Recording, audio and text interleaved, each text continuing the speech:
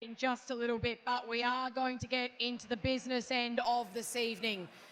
So if you wouldn't mind, swiftly, quickly, taking your seats.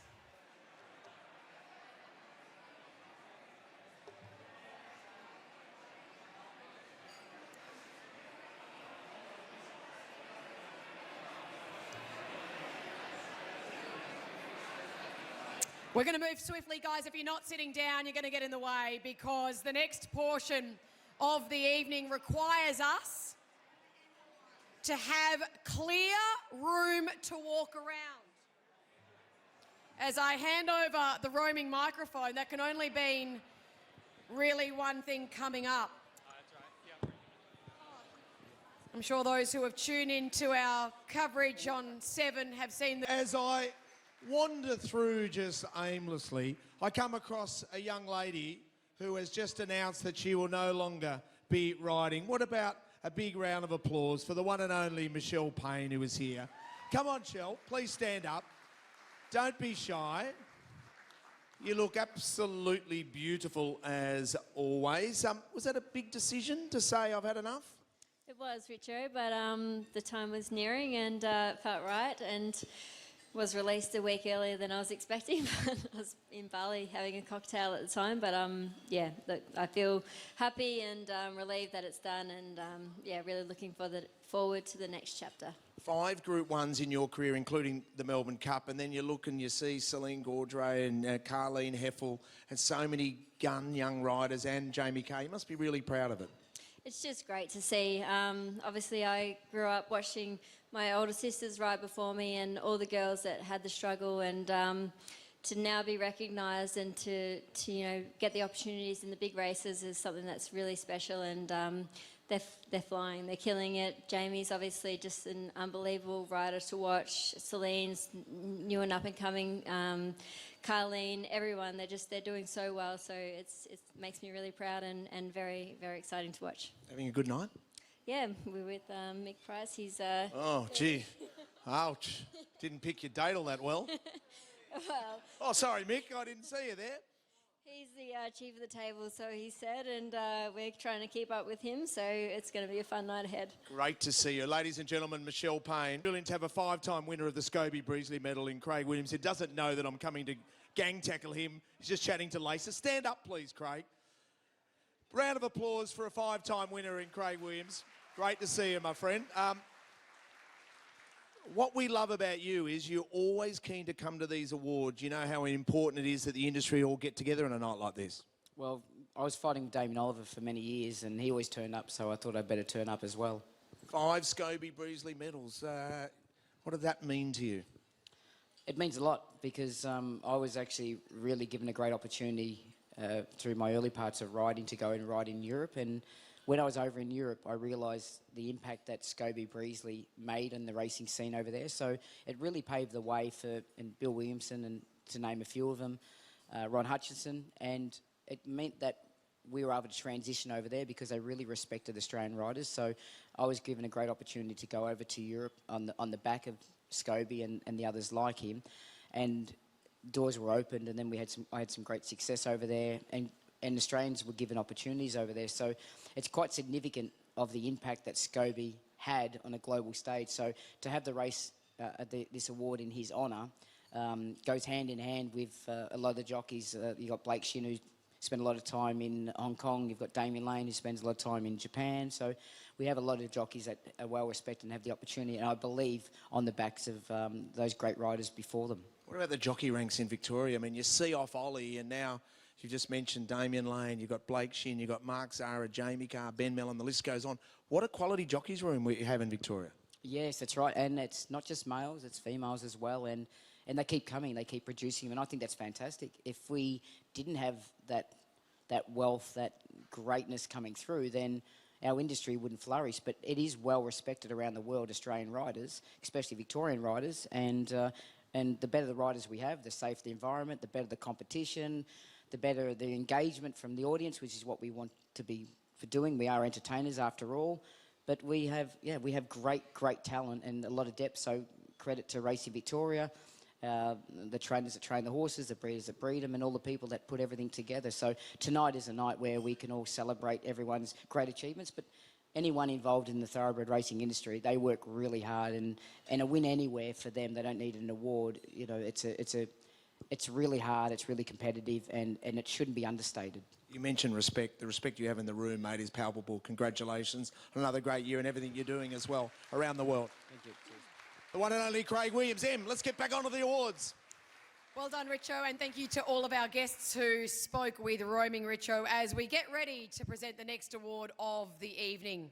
And we start with the Victorian Jockeys Association Rising Star Award.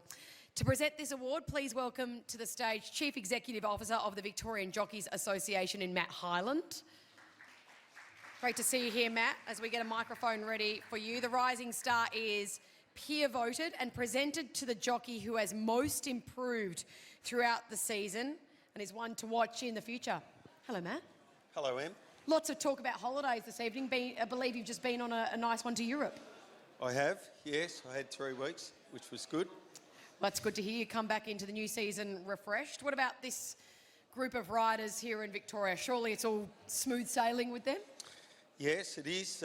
We're really lucky, as Craig just mentioned. We're lucky we've got a great group of young riders and obviously the older riders. But it's great to see the young girls and boys that are coming through. And you know, it's a very competitive market in Victoria, and I think we should be really proud of them. Absolutely. Richo, I will get you to do the honours for the Rising Star Award. So, of course, this is peer voted, so it means so much to the jockeys. So it gives us great pleasure to announce the 2024 Rising Star winner.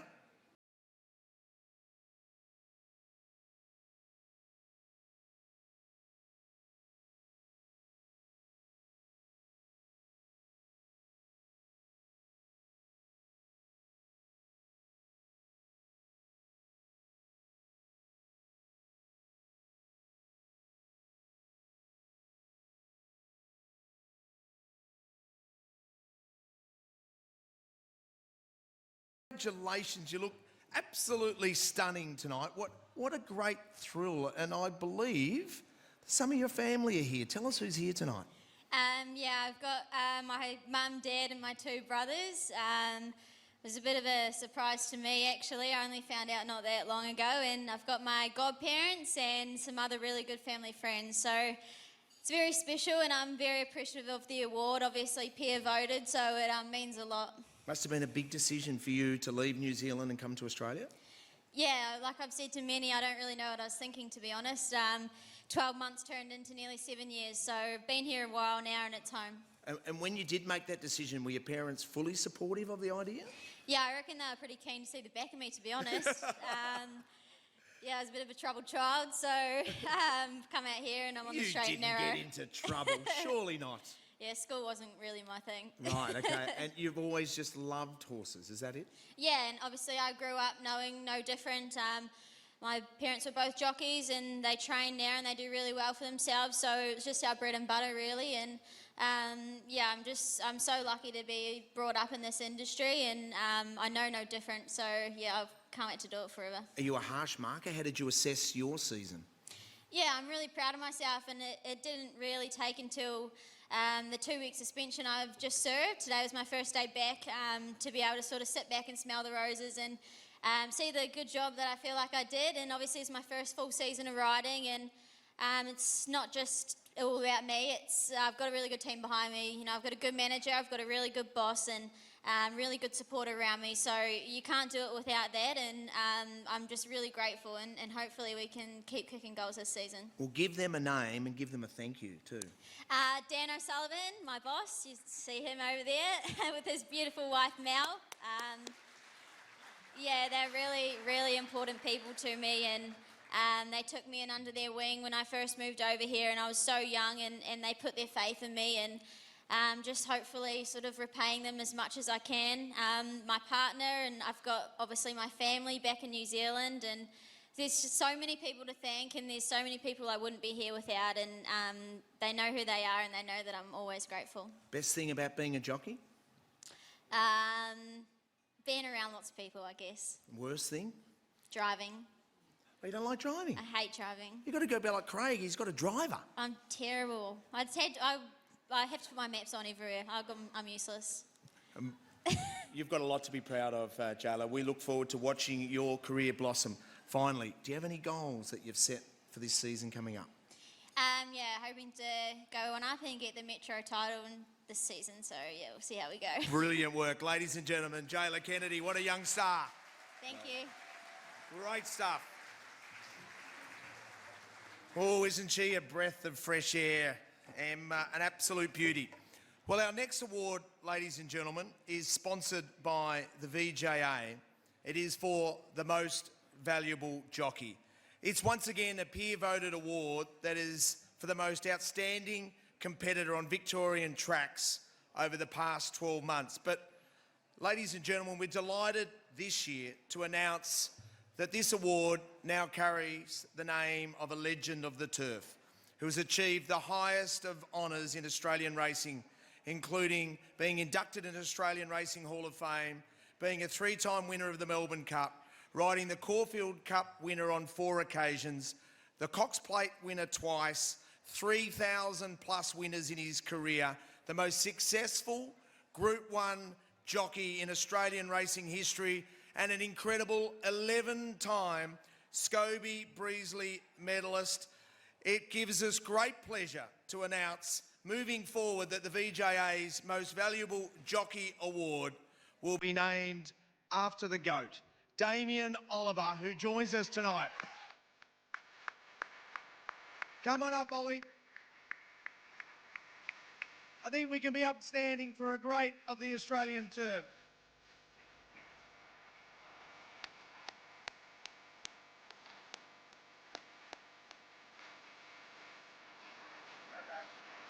Jump in the deep. And standing ovation is absolutely it's special to have this award named after you, Ollie. It is, Em. Yeah, it's Come forward, mate. a bit of a surprise, but a huge honour. I think the biggest accolade you could have is be respected by your peers, and we've got a great comrade of jockeys in Victoria, in Australia as well. But having spent most of my career riding in Victoria, I'm proud to say that I think it's probably the funnest and the most hospitable jockeys room in Australia, and we're all pretty close. We were all, not me any longer, but I know how hard the guys work and how much respect they have for one another. So it's a great honour to have this award named after me.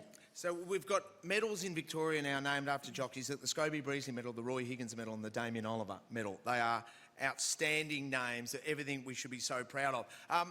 And typical Ollie, you had to finish in style, didn't you, my friend? I mean, a day that none of us will ever forget. Now that you've had a chance to reflect on it, can you put those last 3 races into some sort of perspective? I was hoping I'd go out. Well, Willie Pike nearly put me on the deck the week before. I was thinking, what the bloody hell am I doing here in Perth?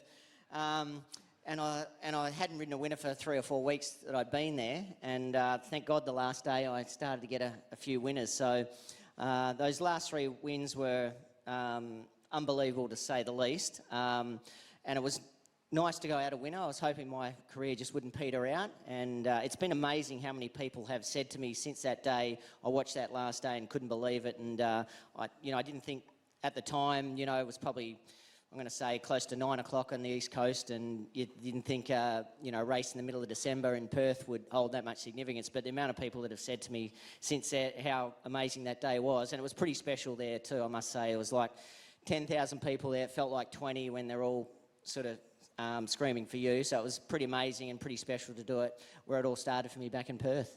It's one of those moments in Australian sporting history that I'll forever remember where Yeah. I was when I watched that all unfold.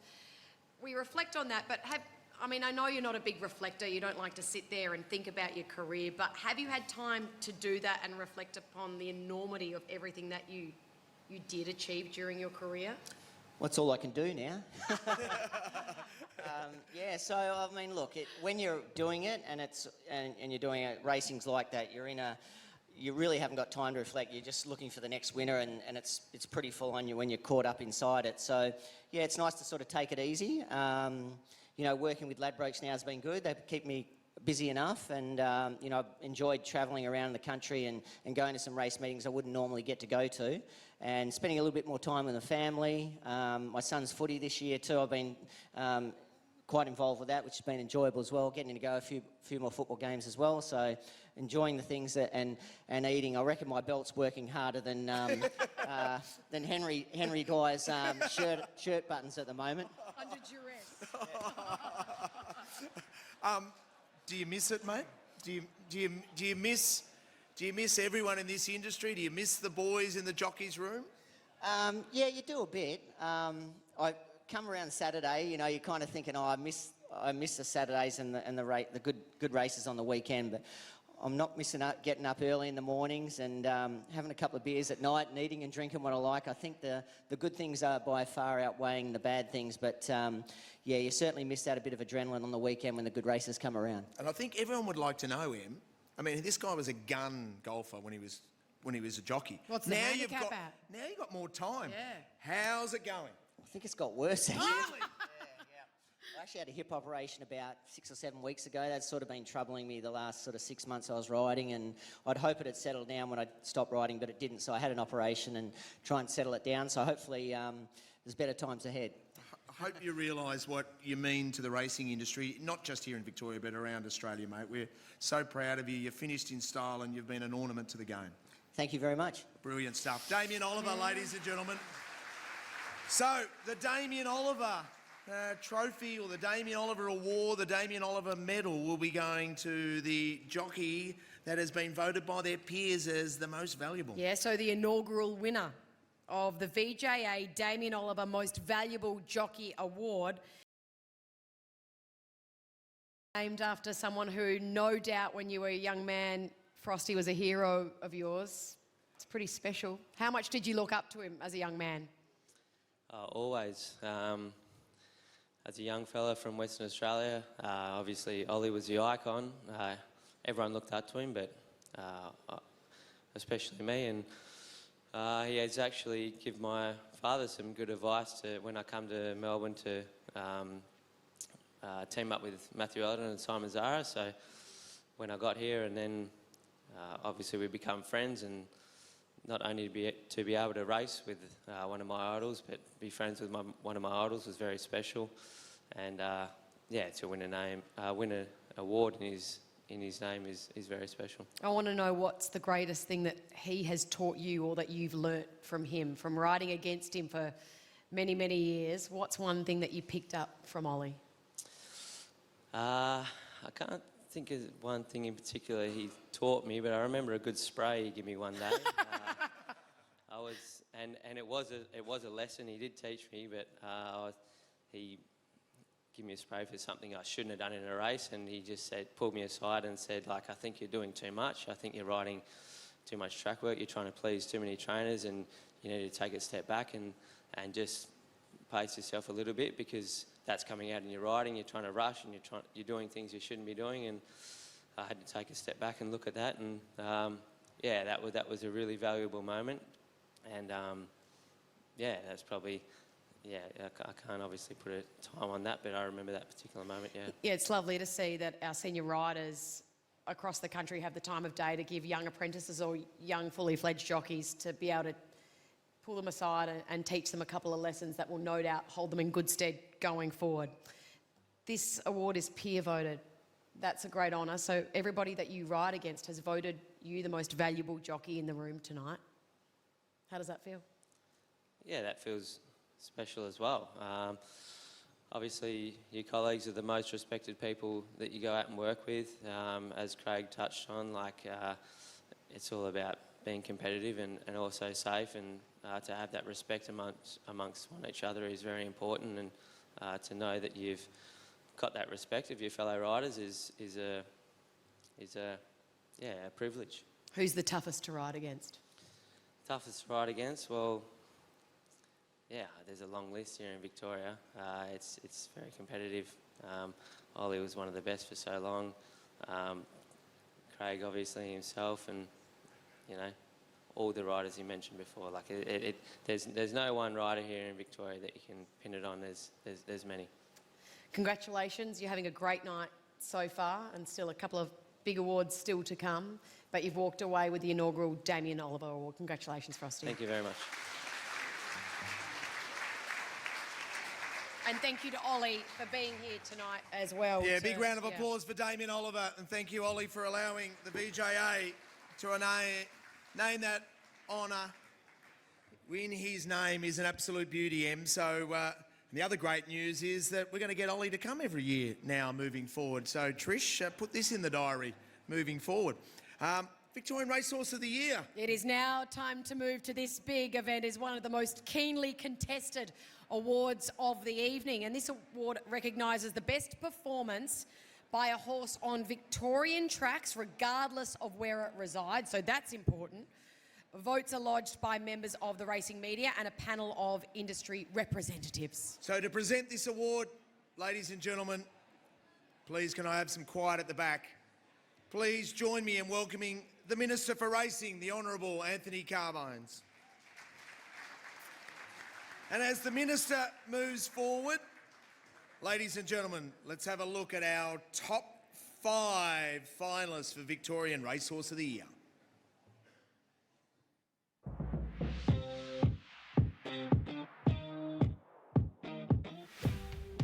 Imperatrice.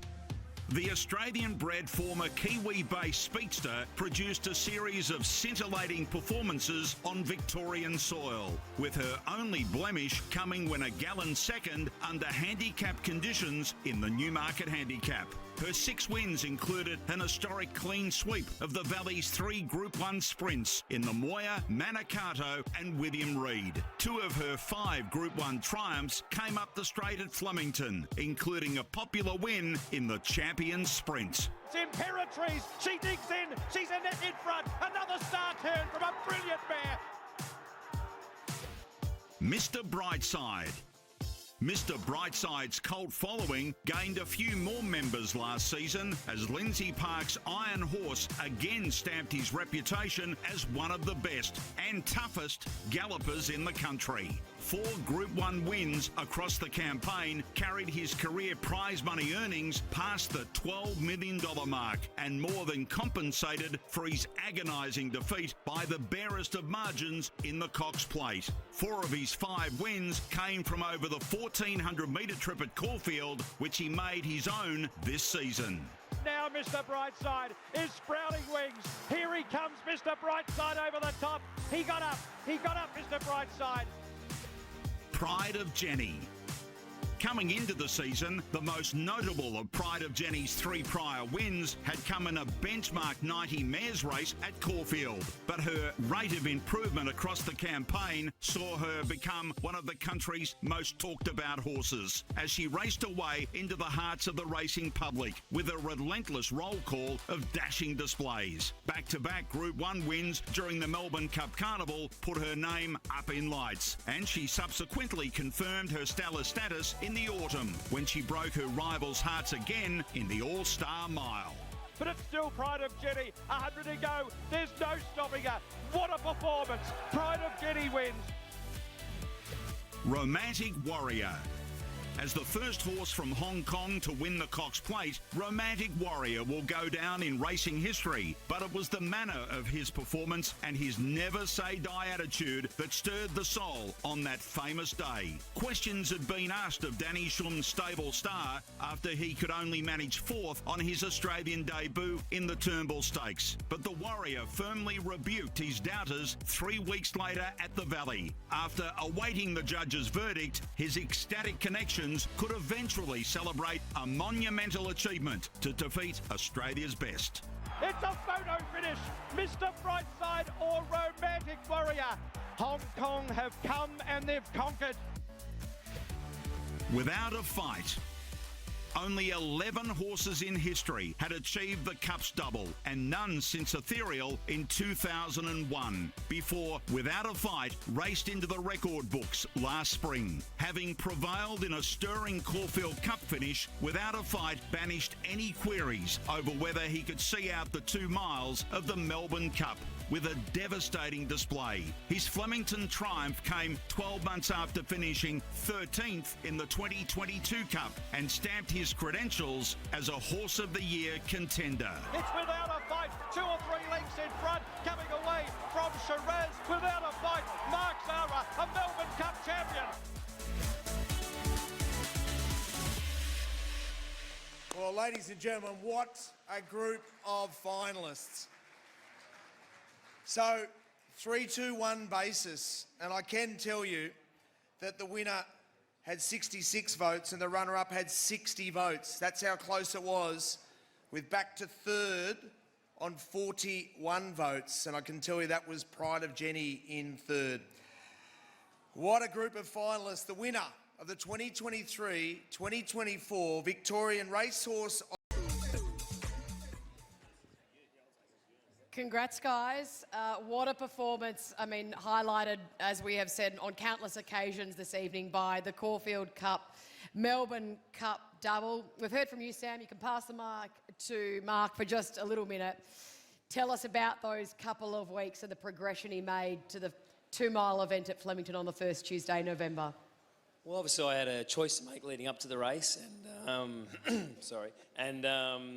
yeah, he was never in doubt. After his Caulfield Cup win, and he had a faultless prep leading up to the Melbourne Cup, which he didn't have the Caulfield Cup, which no one in the Freedman camp decided to tell me about. But anyway, yeah, he's a very strong stayer, and to have like a 3-run prep, go Caulfield Cup straight to Melbourne Cup was a extremely good effort.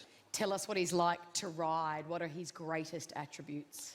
He's actually quite a pain in the arse to ride, to be fair. Okay, he's not an easy horse to ride, but he obviously has a lot of staying strength.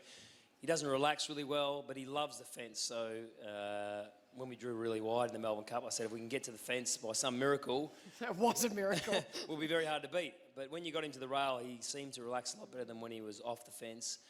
He's the only horse I've ridden that could pull like quite hard and still have a devastating finish like he did. And I mean, halfway through the Melbourne Cup, I was giggling. I hadn't got my way out just yet, but I was giggling at how well he'd relaxed in that race, and he's turned a foot off that. You know, he had the Melbourne Cup won 350 metres out, which is not normal. 13th one year, a win the next. You reckon back-to-back cups are possible? I know he's up against it after an injury, and we'll talk to Sam more about that in a minute, but he's a horse that, do you think he will continue to improve as he gets older? Obviously, it's hard having a year off with an injury, but he seems like he's improved a lot since he went to the Sam and Anthony camp. So as long as his rehabilitation is good, then I can't see why he wouldn't continue on to be a very good staying horse. Sam, what's he like to have around in the stable? Your team absolutely love him. He's the last one to get out and do his work in the morning. Explain that to us. Yeah, well, look, he's nicknamed Connor for Conor McGregor, obviously without a fight. So he's a bit quirky. He's a bit different. He's a bit territorial in his box. He's got his little different quirks to him, but obviously you put up with that when he's got the talent he's got. So we've got some really good staff that understand him. You know, his regular rider, actually Robbie Scarlett, broke his back not long after the Caulfield Cup and took a long time to come back. Debbie ended up riding him leading into the Melbourne Cup, and amazingly Robbie's sort of back in the saddle, and the horse hasn't actually been under saddle yet this preparation, which will come as maybe a little bit of a surprise, but he's on a pretty strict sort of treadmill program. He'll probably start riding next week, and look, he's a pleasure to have around. You know, there's a bit of a buzz in the stable when he got off the track, obviously from Lee Everson's, and yeah, look, we're hopeful we can get him up to some big races in the spring. There's a lot of water to go under the bridge, but we've got some lofty targets. Hopefully we can get there. In terms of Mark, I mean, you're already a Melbourne Cup winning jockey before last year, but now Melbourne Cup winning trainer to you. It's a nice thing to have on your CV. Yeah, absolutely it is. And I think growing up around the race, and obviously Lee having such good success, and yeah, it was a race that I've always probably wanted to achieve from a very young age if I eventually ended up training.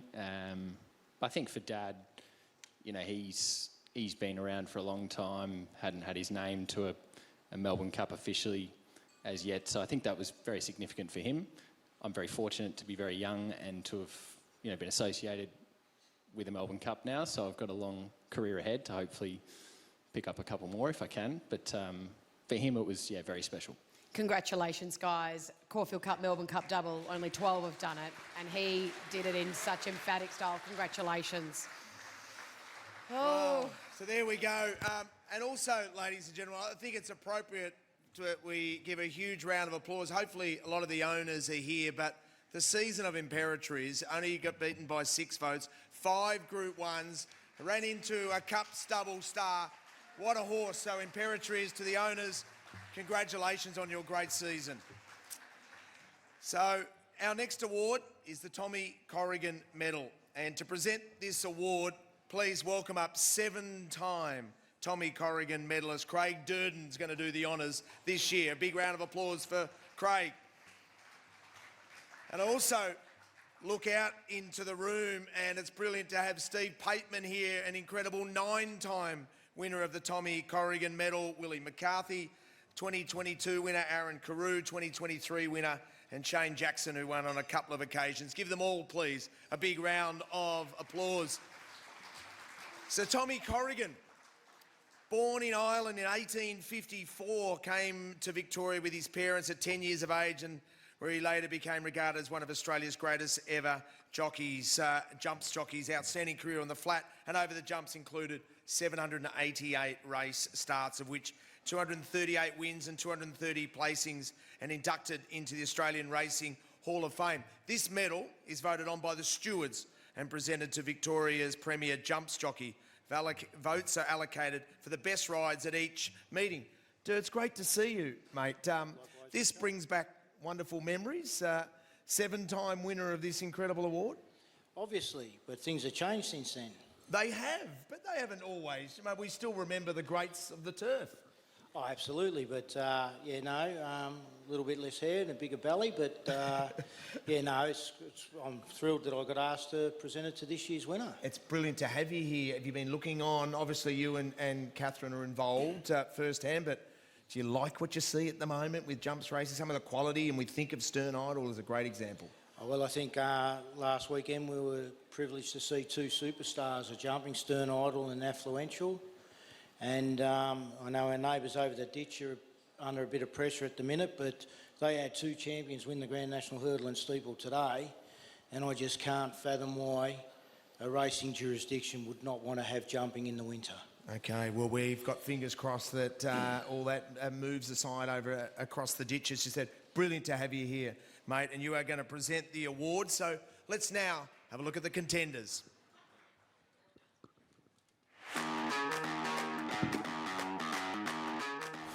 Will Gordon. The English expat again showcased his versatility with another successful season on the flat and over the jumps. Tom Foolery's maiden jumping win during the May Carnival provided one of many highlights, as did his association with the emerging star Affluential. On a red-letter day in June, the pair combined for victory at Sandown before Flash Gordon later steered Ballex 1 to victory in the Australian steeplechase. Ballex 1 draws a net in front of Riding High. Ballex 1 is holding on, and Ballex 1 just wins. Darryl Horner Jr. After years of trying, Horner finally found jumps racing's holy grail this year when he won his first grand annual steeplechase. Having finished last in the Briley steeplechase on the opening day at the Bull, Count Zero and Horner returned to Warrnambool 48 hours later for the ultimate test of skill, bravery and endurance. Together, they successfully navigated all 33 obstacles and held off all challenges to complete an astonishing turnaround in their form and fortunes. Count Zero, he's coming back at Ballex 1. Ballex 1, he won't go to the lead. Count Zero fight. Ballex 1, Count Zero, I don't know. Aaron Carew, last year's Tommy Corrigan medalist, enjoyed another stellar season in the saddle, headlined by his bond with the King of Casterton, Elverson. Another masterful ride over the live fences by Carew ensured Elverson's 3rd straight win in the Two Rivers steeplechase in May. The unassuming Kiwi has also forged a strong association with his compatriot Mark Walker, with Tiako's promising hurdler Prismatic and exciting steeplechaser Leaderboard providing further highlights across the season. And the former Kiwi is going to run them into the ground here. It'll be 2 to Kuru. Leaderboard. Gamboo tried to hold second, but Leaderboard doesn't. William McCarthy. McCarthy picked up the coveted ride on Stern Idol at the start of the season, and he certainly made the most of his opportunity. After the pair had combined to take out the JEH Spencer Memorial Steeplechase at Pakenham in mid-April, Jumps Racing's poster boy was primed for a crack at the Breasley Steeplechase. Despite being slugged with a whopping 73 kilos, Stern Idol made light of the impost to deliver a first win in the Breasley for McCarthy. Instigator, Stern Idol, the big boy's fighting like a lion. Stern Idol all the way. Ross O'Sullivan. The Irish-born jockey enjoyed a day to remember at Warrnambool in May as he rode a race-to-race double for the powerful Gay Waterhouse and Adrian Bott stable. After piloting Okatana to his maiden jumping win by a comfortable 9 lengths, O'Sullivan was made to work harder on stablemate Elementary in the next race. But the pair just clung on to victory, and they would combine again to winning effect at Pakenham 3 weeks later. Elementary still in front, and Elementary will do it again. He goes all of the way. Tom Ryan. The affable Irishman combined his day job as Lindsay Park's sales and client liaison manager with his side hustle as one of Jumps Racing's leading riders to great effect. Undoubtedly, the highlight came at Sandown at the start of June, when his two worlds collided, as his first ever ride on French import, Port Guillaume, delivered a big win in the lucrative Australian hurdle for Team Hayes. Port Guillaume going well, 100 to go. Port Guillaume for Team Hayes and Lindsay Park. They take out the Australian hurdle.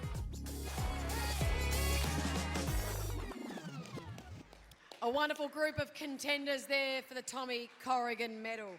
And I'm excited to announce that the 2024 recipient of the medal is Aaron Carew. It feels better this time than what it did last time. It's not easy winning one, and I believe it's harder to try and win two, so it's very good. It's a difficult feat to do that, and part of your success this year was this lethal combination with Mark Walker and Tiako Racing. Tell us about combining with the team and the success you had throughout the season. Well, I actually didn't have a lot to do with Tiako when I was riding in New Zealand, and I don't know how the partnership sort of came about, but Mark Walker got in touch, and I was happy enough to jump at the rides. They've done an amazing job. They only had 3 jumpers this year, and I think they had 6 winners, so huge effort by the team, and they had the right horses to go jumping, so yeah, I was glad to take the rides. One of the horses that you did get to ride a lot throughout the season was Elvison at Casterton. Tell us about what he loves about it there so much. Oh, he's just an amazing horse, and he's a true country horse, and horses for courses, and he just loves the live hedges. Take him anywhere else and he gets beat, so it's a privilege to ride him, and no one else gets to feel what I get to feel, and it's pretty amazing, so yeah. Anyone you'd like to thank this evening? A lot of people, probably too many, but you can't do this by yourself, so I've got a team behind me. My manager does a good job sourcing rides, and he's pretty aggressive on the phone, so he does a lot of the hard work for me. And my partner, she's not actually here tonight. She's away, so here I'm by myself. Yeah, and just got some close friends that keep me honest, and yeah, we do a good job. Congratulations, Aaron, and thank you to Craig as well for presenting the Tommy Corrigan Medal for 2024. A massive effort to win 2 on the bounce, Richo. He's a beauty, isn't he, Aaron Carew? So he's so tough too. During the Warrnambool Carnival, he had a big fall and then continued on to ride. They are such tough warriors in the saddle, no doubting that. Our next award is a new one for trainers, with the Fred Hoysted Medal, of course, moving to the Metropolitan Trainers Premiership. We saw that go to Kieran Ma a little earlier in the evening. The most outstanding training performance award is presented to a Victorian licensed trainer who has demonstrated excellence in racehorse training throughout the 2023-24 season. A trainer may be judged on an individual performance or a collection of performances, both within Victoria and outside. And to present the award tonight, please welcome newly appointed Racing Victoria board member Mark Player. Thank you, Mark, for joining us. So votes for this award are lodged by members of the racing media, race callers and a panel of industry representatives. And if you could please look to the screen as we assess the finalists for the most outstanding training performer.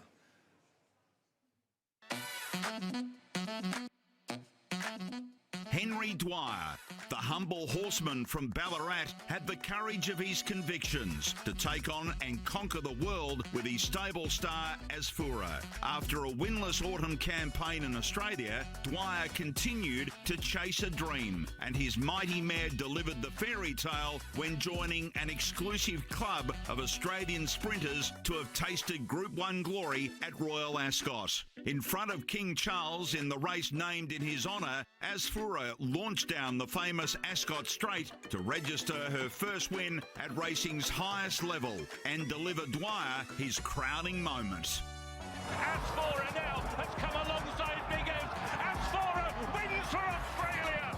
Anthony and Sam Freedman, the father and son training team, oversaw an historic spring racing carnival campaign for Without a Fight, who became the first horse in 23 years to complete the coveted Cups double. Under an injury cloud on the eve of the Caulfield Cup, Without a Fight sprouted wings to defeat his former stablemate West Wind Blows in the Caulfield Cup. Without a Fight coming at it. Without a Fight. West Wind Blows. The heads in unison. Without a Fight. Without a Fight won the Caulfield Cup. The Freedmans then set to work to have Without a Fight in peak physical condition for the Melbourne Cup. And they nailed it, with the 7-year-old scoring a dominant victory in the 2-mile endurance test.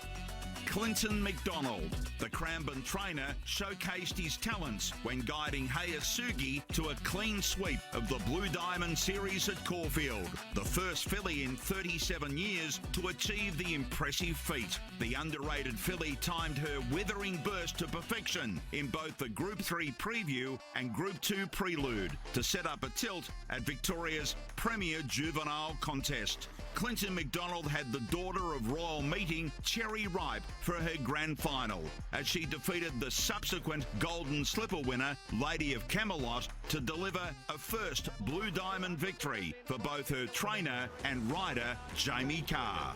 And Hayasugi, the filly, is flying home. Lady of Camelot, Hayasugi's got her. Kieran Maher, Pride of Jenny, was the poster girl for another stellar season by Victoria's leading trainer. Not since the mighty Vo Rogue has Australia witnessed such daring tactics as those displayed by Pride of Jenny, whose stratospheric improvement and ability to sustain a lung-bursting run are testament to Kieran Maher's talents. After claiming back-to-back Group 1 wins during Melbourne Cup Week, Pride of Jenny went to new levels again during the autumn. Having run her rivals ragged in the All-Star Mile at Caulfield, Pride of Jenny ventured north to Sydney and put on a breathtaking display to claim her maiden 2,000-metre Group 1 in the Queen Elizabeth Stakes. There's no need. This is a demolition job. Pride of Jenny in the Queen Elizabeth Stakes. Mark Walker. From his new training base at Cranbourne, Mark Walker and his team oversaw a simply stunning season by Imperatrice, which cemented her status as Australia's preeminent sprinter. The mare, known as Berry, raced at the elite level in spring and autumn, winning 5 Group 1 races across an 8-start campaign. After suffering her first defeat of the season when a brave second as top weight in the Newmarket Handicap, Walker was able to deliver the goods for her legion of owners and fans, guiding Imperatrice to her 10th Group 1 win in the William Reid Stakes at the Valley. Imperatrice, 100 to go. Johnny Rocker bravely giving her a race, but it's the Kiwi wonder. 10 Group 1s.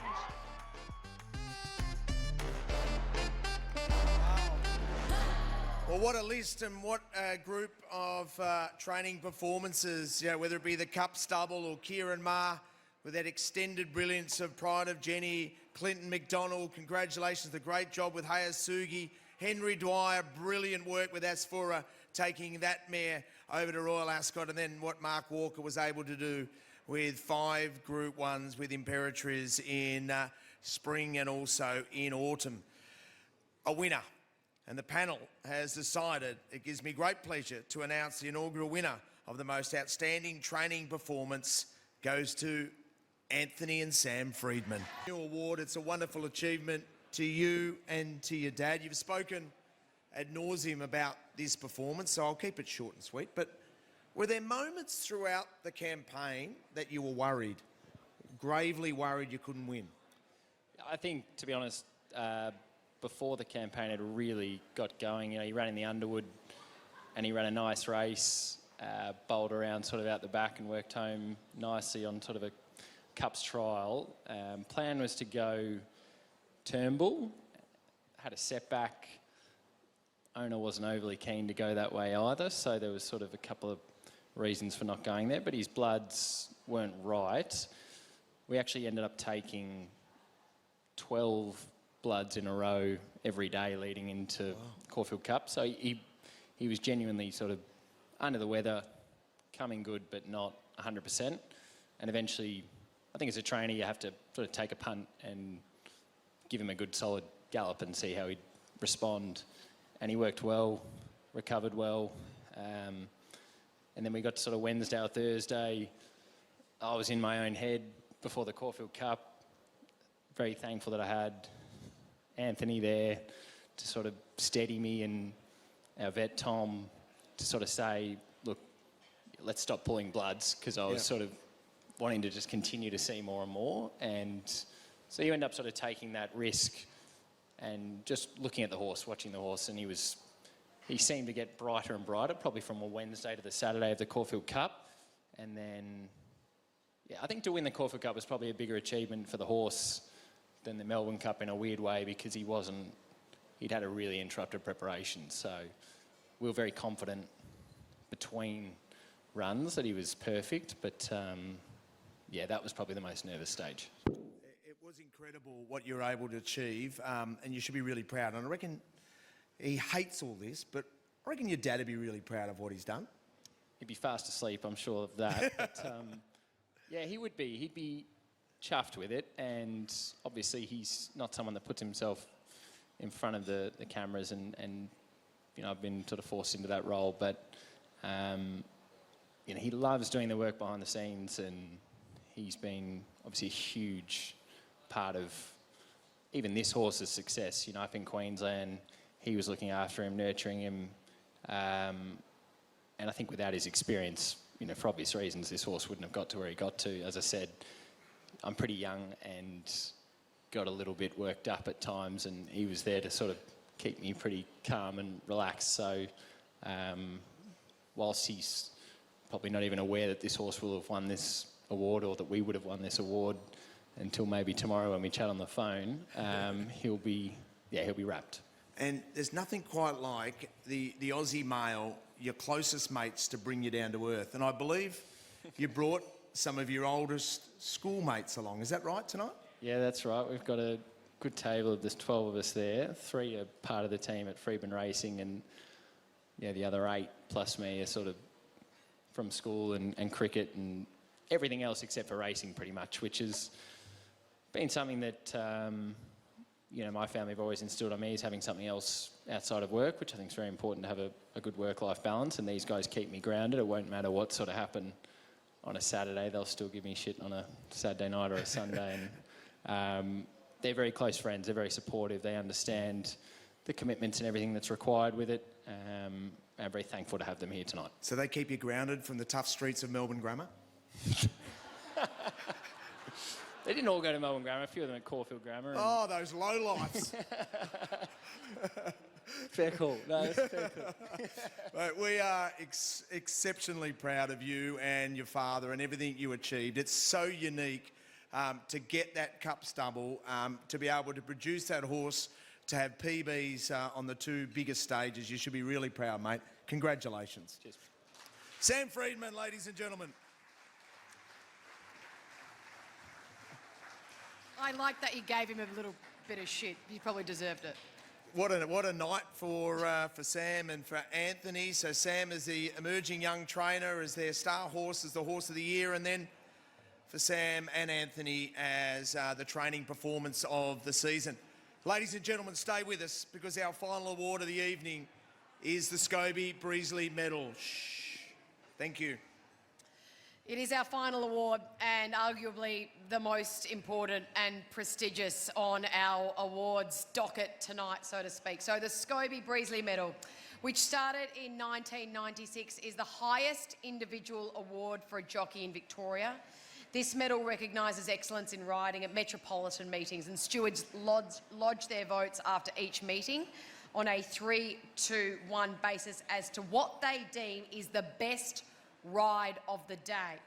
Scobie Breasley, 5 Caulfield Cups, countless international races and premierships. He was inducted into the Australian Racing Hall of Fame in 2001 and was awarded legend status in 2009.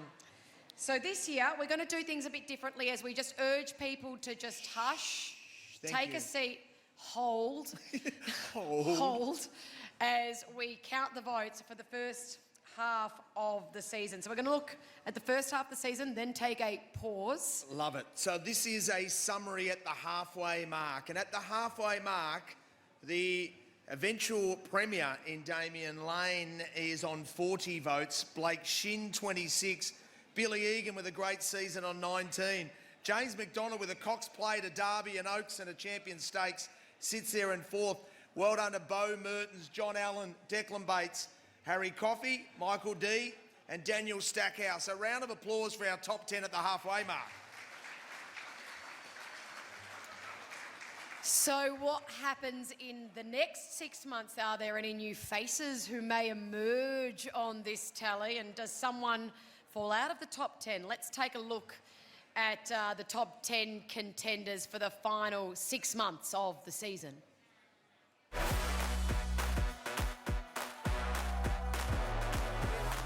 She lighted Stapati from nowhere. It's going to be a big finish. They hit the lights. Stapati.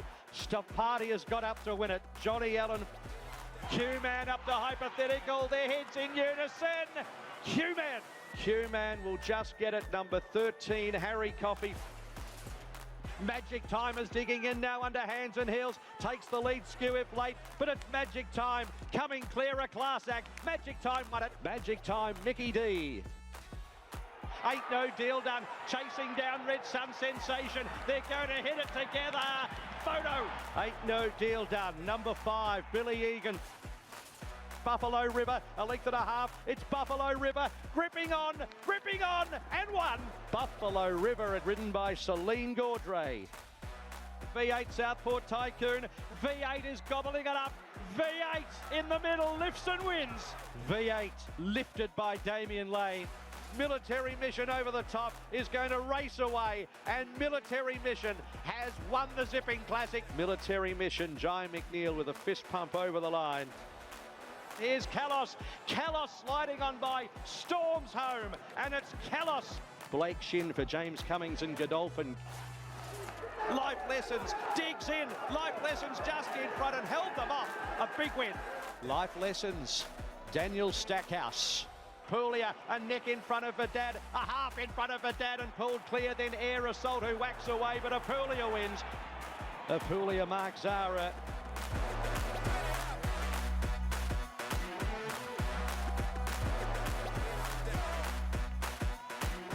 All right, ladies and gentlemen, we start in 10th position. With 23 votes, he won a Group 1 Sir Rupert Clark, 52 wins for the Metro season.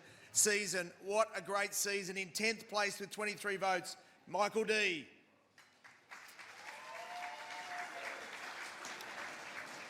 In 9th position, a man that we've heard from already tonight, highlighted by a Caulfield Cup, Melbourne Cup double, and also a Turnbull Stakes victory as well. With 23 votes as well, Mark Zara. Also with 23 votes, 27 Metro wins. Had a winner today, Johnny Allen. In 7th position with just one more vote at 24 votes is the 2022 Scobie Breasley medalist in Jai McNeil. In 6th position, 27 wins, just out the top 10 in the Premiership, but finishes 6th in the Scobie, Billy Egan. With 24 votes as well, and this is a huge achievement for this young lady. A Group 3 winner on Buffalo River in the Moonga Stakes. But 5th position is Celine Gaudray. Woohoo! Now, ladies and gentlemen, he realises now that he's not going to win, and we need a former winner to come and present the award. So, ladies and gentlemen, we couldn't think of anyone better. Can you please walk into the stage a 5-time winner of the Scobie Breasley Medal? Craig Williams is going to do the honours when we get to the Scobie. And Em, we move to 4th position in the Scobie. Now, he finished 20th in the Premiership, but when he rode with such style that the stewards loved him. He was 4th with 27 votes, Harry Coffey.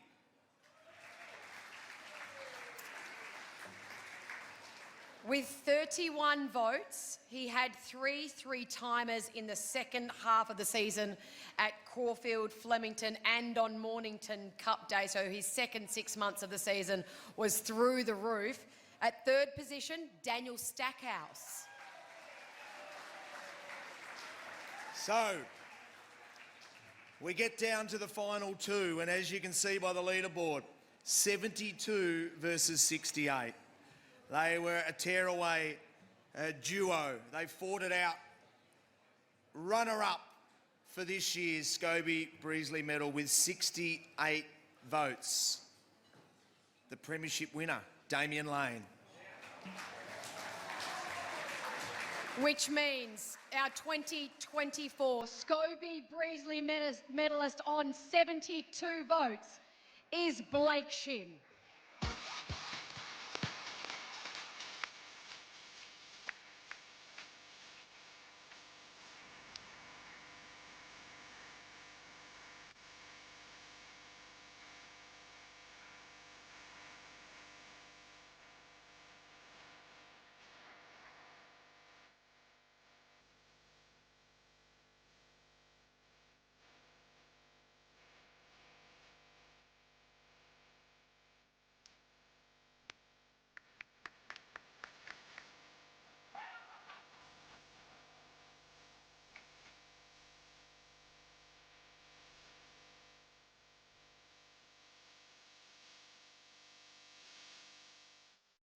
Oh, what a win to Blake Shinn. Let's turn your attention to the screen as we recap an unbelievable season.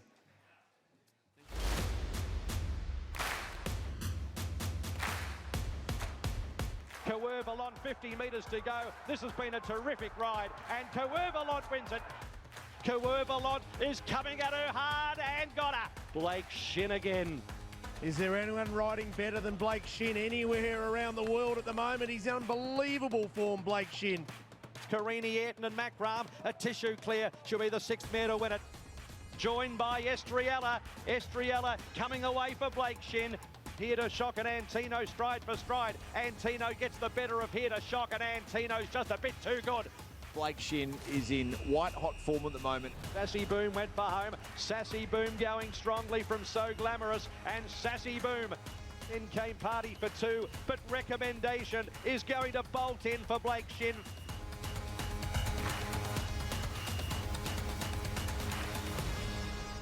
Ladies and gentlemen, Blake Shinn for the 3rd time. Blake, come forward. The 3rd time, and you are marked by who you defeated. An unbelievable top 10, and that battle between Damian Lane went right down to the wire. Just describe what it was like battling with, you know, the greats of the turf, the modern greats. Yeah, look, it was a great challenge, and thankfully I didn't go on a holiday. But yeah, I fought all the way right to the end. And I just, look, whether I won the Premiership or not, I thought it was important just to give my best right to the end. And full credit to my fellow jockeys, but in particular Damian, because, you know, world-class rider, champion rider in Melbourne this season. And every time I seemed to come at him, he lifted the bar and rode another winner. So, look, great respect to him. I didn't think I'd be standing here tonight, but it's a great honour. It's due to family that you're here in Victoria. And we saw some of your family there celebrating. How important was that to come home, if you like, to be here in Victoria? Yeah, look, it was very important. Obviously, I'm close to my family, very close. They'll be watching. Big shout out to them, Lee and my mum, also my extended family. But to be here in Melbourne, riding, it's where I grew up, and I'm loving every minute of it. It's a tough colony of jockeys, but that's what brings out the best in it, and I'm very proud to be riding in Melbourne. It's a tough sport, as we know, Blake, and you said you loved it, but what's keeping you motivated to continue to better yourself as a jockey and probably as a person year on year? Your third Scobie Breasley, that's an immense achievement. Not many people have won 3 of this very prestigious award. Yeah, look, I think, look, it's just, and I love my job. All I ever want to do is be a jockey.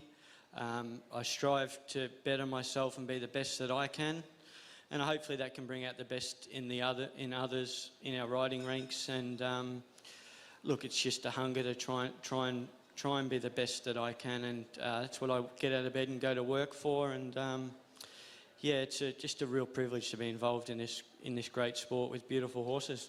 Did you come here tonight thinking you could win? I didn't. I was very relaxed about it all. Like I said, I got beat by 10 or 13 in the Premiership. I felt I rode very well and consistent when I was in Victoria.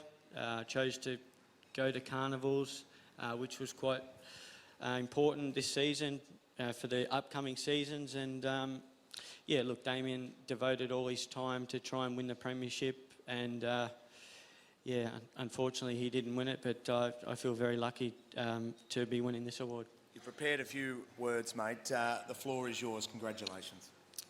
Yeah, like I said, it's a real honour and privilege to be here tonight, accepting this Scobie Breasley Medal for the 3rd time.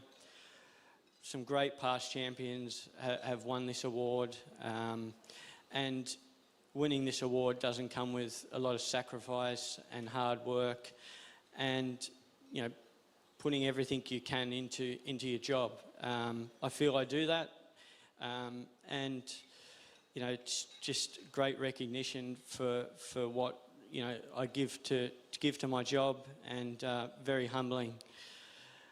I'd like to thank the people who had voted for me, obviously the stewards and the voting panel. Yeah, obviously this award is thanks to them. Really appreciate that. My fellow jockeys, geez, yeah, sensational. They're world class on every level. They've proven to be world class, whether it's Hong Kong, Japan, Europe. I feel we've got a great group of riders, right from, say, the oldest to the youngest. I think it's important for someone like me to help the young riders going forward and our sport going forward. So I like to think that you know, us jockeys who are at the top end are leading the way to you know, for the future apprentices, and hopefully, you know, be professional and keep turning up week in, week out, and giving your best. I'd like to thank, obviously, my family, my extended family. Some of you may or may not know, I've got a beautiful girlfriend now, Lucy.